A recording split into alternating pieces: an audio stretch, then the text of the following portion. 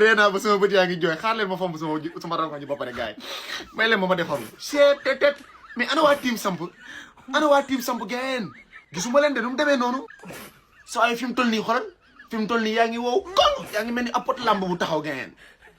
tet man duma équipe yooyu noonu man duma équipe ñi ñuy jàpp ñëw di ñu dóor 5 man duma équipe boobu j'ai besoin de rien d'autre on a la meilleure équipe au monde gars yi franchement c'était un match incroyable cey Barça cey Catalan yi ak ñoo bëgg FC Barcelone dama bëgg supporter FC Barcelone yëpp daal di ñëw ci biir commentaire yi ñu wane leen ni ñoo fi ne on est la meilleure équipe mais gars yi est-ce que seetaan ngeen match bi c'était un match incroyable te équipe bi ñëpp a dox tout le monde a bien joué non franchement Gérard Martin masterclass Gérard Martin nag yaa ngi confirmé nank waxaguma ne tu es parfait mais yaa ngi géré non mais man non mais j'ai la meilleure équipe au monde. Rafinha qui fait son retour en fait c'est de lui qu'on avait besoin moom lañ soxla woon ñun capitaine dëgg maa ngi dégg ñu naan dañuy waaj a changer capitaine pour jox ko moom mu doon premier capitaine et je suis franchement d'accord oh je t'aime mon petit je t'aime I love you donc actuellement on est à 4 points d'avance maanaam 4 points la ñu rawee Real suba Real wala jouer ak kan Atlético Bilbao suba nañ dem samp comme ñoom Atlético Bilbao nag jubóowuñ ak ñoom mais nañ dem uti ay may Atlético dem suba ñu samp comme ñoom amul xaaral ma dem da ñëw. Atlético jéemoo leen dara Atlético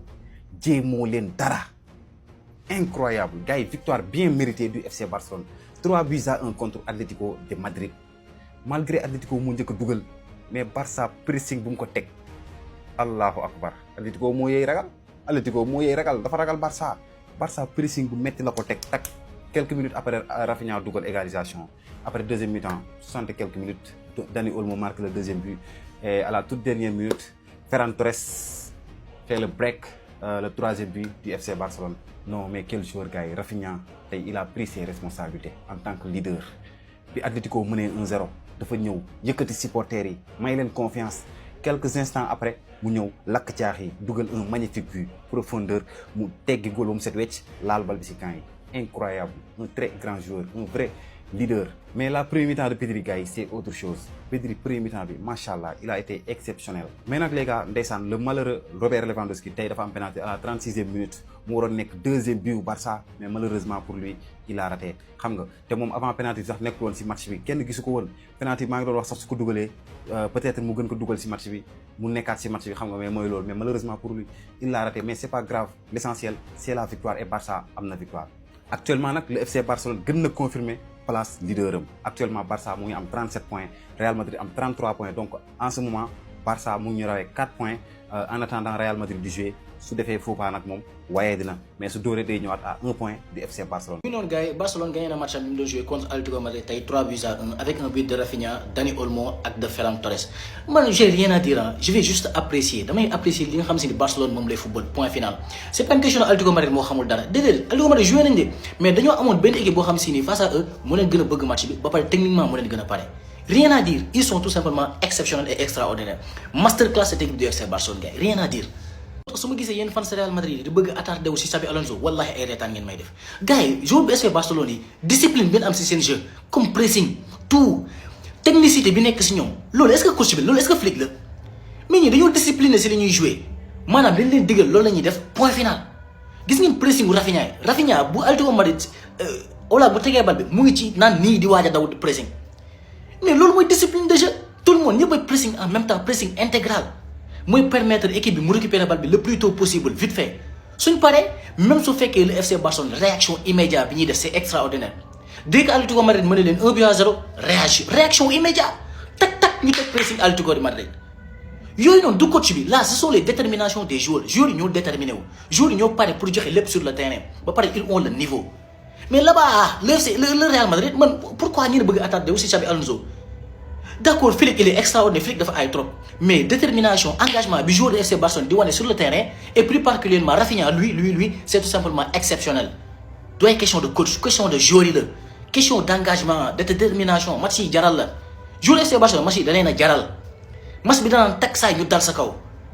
garaawul de bu ñu encaissé y a pas de souci mais vite fait dañuy réagiraat te dañ lay dugal détermination discipline technique rien à dire RAS pour le FC Barcelone RAS coach bi am na lu muy def de mais je vous jure laa leen waatal ne joueur yi lu ñuy def c'est extraordinaire Et là-bas au Real Madrid, il faut absolument rien. Après, nous avons le Xabi Alonso. Mais pourquoi? Appréciez les gars. Félicitations à vous, le FC Barcelone. Félicitations à vous. am na match yoo xamante ni nii fullaak fayda moo koy gagné te nag ñun première place bi bala ñu kaa laalaat dinañ wax lu set parce que Barça mi seen joueurs yi dañoo déterminé wu te dañoo am fullaak fayda te li ma gën a neex ci Barça mooy maam à chaque fois boo leen dugalee am nga problème maam ba match bi jeex yow maam doo nooyi ba match bi jeex da ngay souffrir amul kenn ku ci équipe bu Barça bi koo xamante ne nii maanaam di nga sentir ni kii dawul ñëppay daw ñëppay marqué. te maanaam nag loolooy équipe gis nga am na équipe am na fu muy toll joueurs yi ñooy am fulla ak fayda di régler match yi parce que coach li mu mën des fois mooy classé rek teg mais boo tegee ay joueurs yoo xamante ni ñii duñ daw ñii duñ def lii pour nga gagné ay match problème lay doon des fois am na match yoo xamante ni fullaa koy gagné ak fayda joueurs yi ñooy ñëw indi détermination am fulla ak fayda gagné leen dem seen yoon tey loolu la def Atlético Madrid malgré que moom lañ njëkk a dugal mais gis nga ñëwaat na 3-1 jàpp Atlético Madrid dóor ko ba muy bëgg a dee dem yoonam tey ñëw na première place encore gën a assurer première place am mu dalay leer ni bala ngaa jël première place bi il faut nga dajawaat ak Barça rek gagné ko pour mën a yéegaat ci kawam mais équipe yi ci des nii ak lii ma gis ak seen retour de blessé yi nga xam ñëpp ñëw na tey Rafinha grand match Pedri grand match comme li ma doon wax à chaque fois da ngay sentir ni ñoom ñaar bu ñëwee ci équipe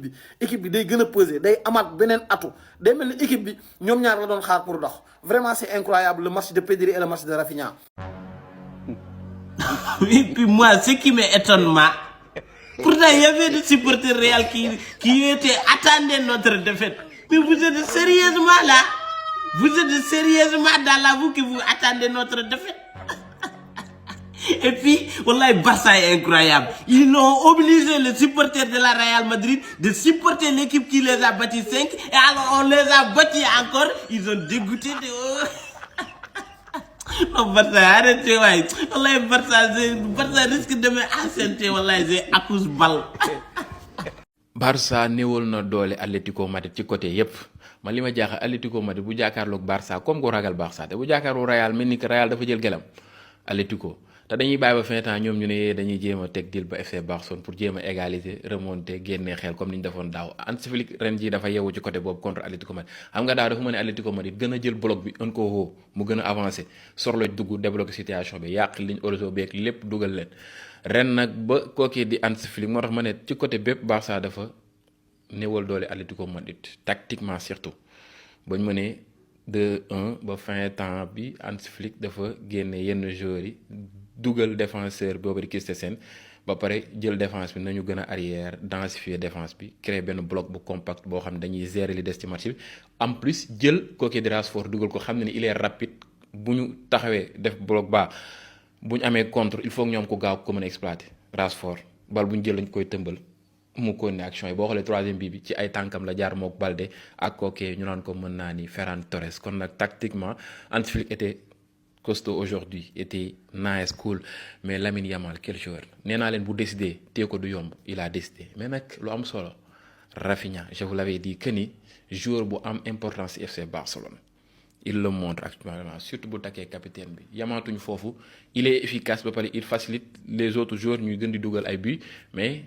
leadership bi muy dégager engagement bi muy joxe mais di pousser les joueurs à ce que ñuy wane seen bopp mais Gérard Maldini Gérard Martins hop il a géré ce match de même que Kobarsi mais Eric Garcia gars yi kooku